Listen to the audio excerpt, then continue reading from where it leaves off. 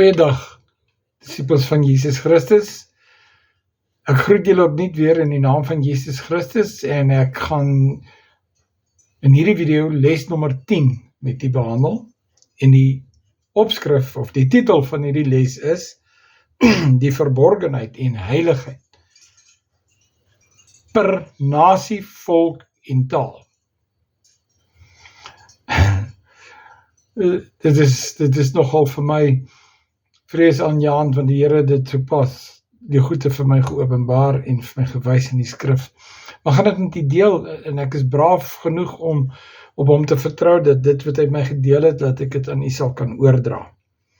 So dis les nommer 10, en ek gaan dadelik begin, deur vir julle te lees, in Efesiërs, so terloops, die boek die Efesiërs, is sekerlik die boek in die Bybel, wat vir ons inligting gee en toerus oor hoe moet God se kerk lyk en hoe moet ons optree om sy kerk te wees.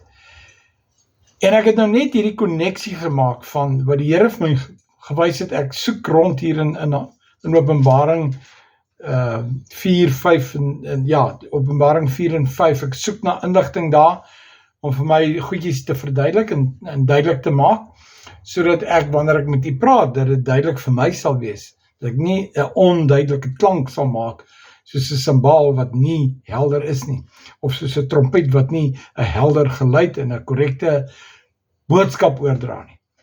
So, ek wil begin deur vir u te sê, dat Efesiërs van hoofstuk 1 af tot hoofstuk 6, is 'n volledige pakket, en ek onthou, dat baie fantastiese lering, baie fantastiese boeke geskryf is oor die boek Efesiërs, of die brief wat dan geskryf is aan die Efesiërs gemeente.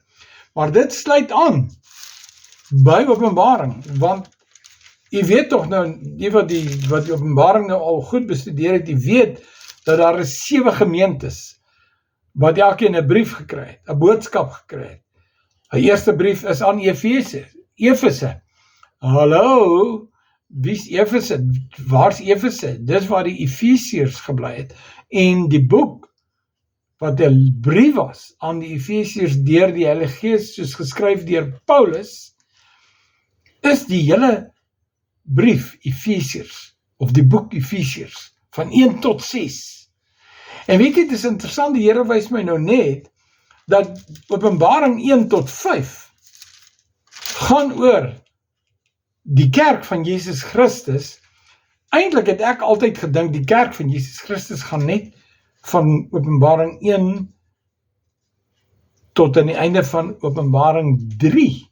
Want in Openbaring 4 sê die Heilige Gees vir Johannes, wat hierdie Openbaring geskryf het, sê die Heilige Gees, na hierdie dinge het ek gesien, kyk, 'n geopende deur in die hemel. En die Here sê daar, kom op hierheen. Hy sê, die stem wat hy gehoor het, was soos 'n stem van, wat soos 'n bassein geklink het.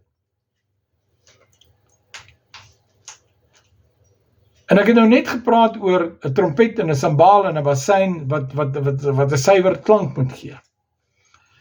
En die stem sê vir hom, kom op hierheen. En ek onthou, ek het vir u lering gegee in die vorige lesse, dat die Here sê, come up hither. Come up. Rise from your level of thinking, your level of doing. Kom op na my vlak toe. Los julle wee, los julle gedagtes. My gedagtes hoor is julle gedagtes, en my wee is hoor is julle wee. En wanneer die Here vir ons roep, en hy nooi ons uit om op te kom na waar hy is, dan dis in die hemel. Dis nie net kennis van die hemel wat die Bybel vir ons gee nie, dit is om fisies in die hemel in te wees. En dis wat met Johannes gebeur het. In die Engel sê vir hom, kom op hierheen. En hy sê ook vir hom, dat hierdie is die dinge wat gaan gebeur, nadat ek gepraat het van die 7de gemeente, en die 7de gemeente wat die gemeente van Laodicea was. Dit is verskriklik interessant, dat Efesiërs, die boek Efesiërs, wat die brief aan die Efesiërs is, wat Paulus geskryf het onder die leiding van Heilige Gees, is eintlik 'n brief vir die hele kerk. Maar net so is Openbaring 1 tot 5. Of Openbaring 1 tot 5 is ook vir die hele kerk, want nadat die Heilige Gees hom opgenooi het, of die engel hom opgenooi het, en gesê, kom op hierheen, na 'n hoër vlak van denke, sien wat gaan aan hier, en leer wat gaan aan hier. Dan jy weet wat om te skryf, en jy gaan weet wat hierna moet gebeur. En dit is wat Openbaring 4 vers 1 sê. Hy sê, kom op hierheen, en ek sal jou toon wat na hierdie dinge moet gebeur. Watter dinge? Die dinge wat op die aarde moet gebeur.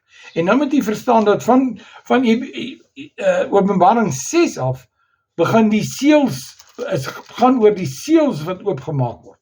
Die verseelde seels wat oopgemaak word. En wie is waardig om hierdie seels oop te maak? Net Jesus Christus. En dan die res van Openbaring. Dis interessant. Dis baie interessant.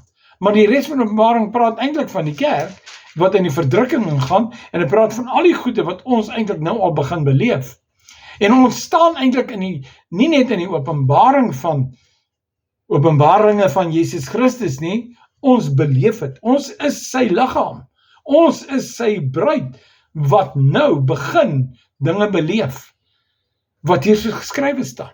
So ek wil hê met dit in die eerste plek baie mooi hoor, want ek gaan vir u ook wys, dat in Openbaring, ek dink ek moet dit nou vir u wys, maar ja, ek moet dit net miskien dalk noem, dat ek het vroeër in 'n vorige les vir u gesê, dat daar's 'n nuwe hemel, 'n nuwe aarde, 'n nuwe Jerusalem, alles, kyk, die Here maak alles nuut, en in die res van Openbaring 21 van vers 9 af, praat hy van die nuwe hemel, die nuwe aarde, die nuwe tempel, en hy praat daarvan, die dinge wat hier deur die Heilige Gees vir Johannes gewys is, kom op hierheen, sodat jy kan weet, wat moet hierna gebeur. Maar ons moet weet wat hierna moet gebeur. Ons moet ingelig wees.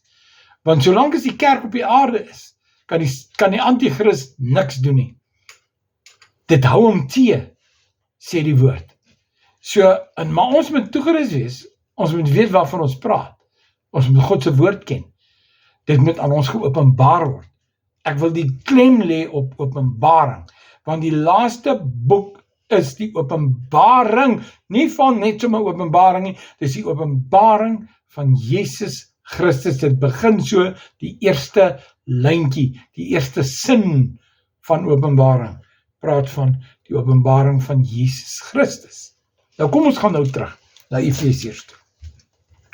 Ek het in die vorige les het ek vir u gepraat van die verborgenheid van Christus. En dit staan baie duidelik in Efesiërs 3. En net die Here kan hy verborgenheid vir jou oopmaak. Ek gaan dit nou vir u lees, u kan dit self ook lees in die eie tyd. Ek sal nie tyd hê om alles te lees nie, maar kom ons begin. Vers 1 van hoofstuk 3 van Efesiërs. Om hierdie rede is ek, Paulus, die gevangene van Christus vir julle wat heidene is. So Paulus sê, ek word vervolg, ek is gevangene, want ek is 'n apostel vir die heidene. Maar die heidene sluit in alle nasies, volke en tale. Hallo. So die lyding wat Paulus moet deurgaan, en die verdrukking en die swaar en die benoudheid wat hy moet deurgaan, is verskriklik.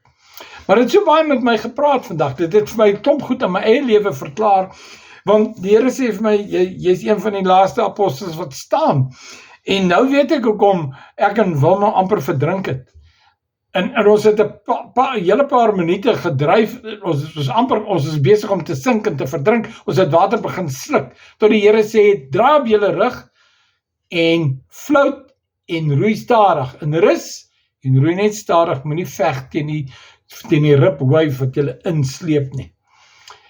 En weet jy wat, daar was niemand wat ons kon red nie, het was 6:15, tussen 6:15 en 6:30 die oggend, daar is nog nie lewensredders nie. En daar het 'n ou paartjie, 'n bejaarde paartjie op die strand gesit en hulle sou ons nie kon help nie, want hulle het gesien, ons is in die moeilikheid, maar hulle kon niks doen nie, is net hulle en ons. 2 paartjies daar by daai strand. En ek en Wilma is besig om te verdrink. En die Here gee vir ons raad en hy red ons daar uit. Ons is so dankbaar. As ons dink oor hoe ons was en hoe benoud ons was, dan besef ons, liewe hemel, ons was so naby aan die dood. Ons wil eintlik nie meer aan dink nie. Dit is 'n benoudheid, 'n beklemming wat om jou hart gryp. Maar weet jy wat? Paulus het op 'n stadium in die Korintiërs geskryf en gesê, wat het als met hom verkeerd gegaan? En iemand het vir my gesê, man, jy's dalk vervloek. Man, wat gebeur met jou? Dat jou en jou vrou, dat julle nou so deur hierdie verskriklike goed gaan. Laat ek hulle sommer noem.